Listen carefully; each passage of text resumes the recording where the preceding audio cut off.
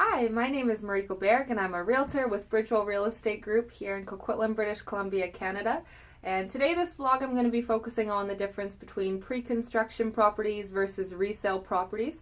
And starting with the definition, a pre-construction property is also known as a pre-sale, so it's something that has not yet been built yet and therefore is being sold directly from the developer. Whereas a resale property is something that has already been built, that is tangible, you can walk through, you can move in pretty much right away, and is not being sold by a developer. It's being sold by someone that had already bought from the developer previously and is the current owner.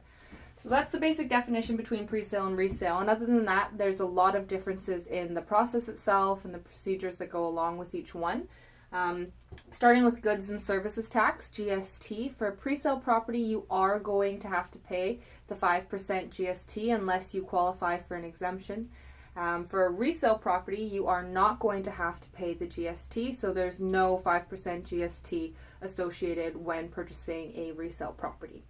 The next thing is the property transfer tax exemption. So the property transfer tax exemption for a pre-sale property is also known as the newly built home exemption. And if you're an eligible Canadian citizen or permanent resident and the property is under the $750,000 mark, then you may be able to have the property transfer tax exempt from your purchase.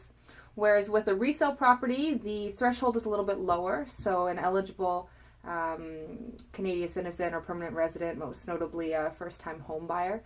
If you're purchasing under the $500,000 mark, then you're going to be eligible for a full exemption on the property transfer tax. So if you're eligible for either one of these, the difference is really the threshold from the exemption, which is $750,000 for a pre-sale property and $500,000 for the full exemption for a resale property. Now, the next thing is the completion dates. Pre-sale properties, if you're looking to purchase, say, a low-rise condo building, you're looking at about 2 years for a completion date, so a move-in date, and also the money payment date, which happens on the completion day. If you're looking at a high-rise condo, for example, you might be anywhere between 3 to 5 years. Is pretty normal right now. Whereas with a resale property, as long as the notary or the lawyer that you're using can turn it around, we've seen completions as quick as, a week, 4, 5, 6, 7 days. Pretty common completion right now is about 3 to 4 weeks, and we also commonly see anywhere around the 2 to 3 month mark, and a longer completion is the 9-month mark. But at the end of the day, the completion date is totally negotiable when it comes to resale, and it just comes down to what the seller and the buyer can agree to.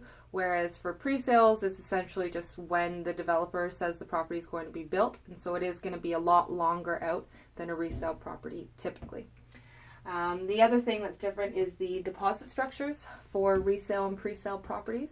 So for a pre-sale property, the deposit structure depends completely on how the developer has set it up.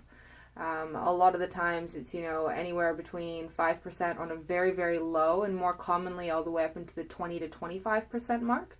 The deposit scheme for a pre-sale property also depends on how the developer has set it up.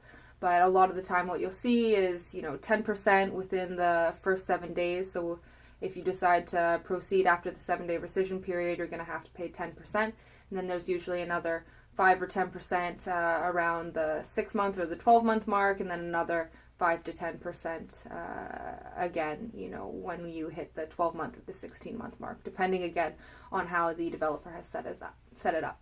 Whereas with resale properties, I would say typical deposit, there's no standard deposit in real estate when it comes to resale properties, but what you'll most commonly see negotiated is 5% of the offered purchase price.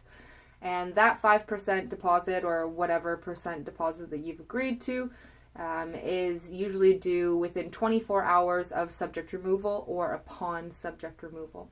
And it's just a one-time deposit in most cases unless it's broken down otherwise. And then you're just waiting till completion to pay the remainder for your down payment for both pre-sale and resale. But these are really the most notable differences between pre-sales and resales. Again, GST, property transfer tax, longer dates, and then the deposit.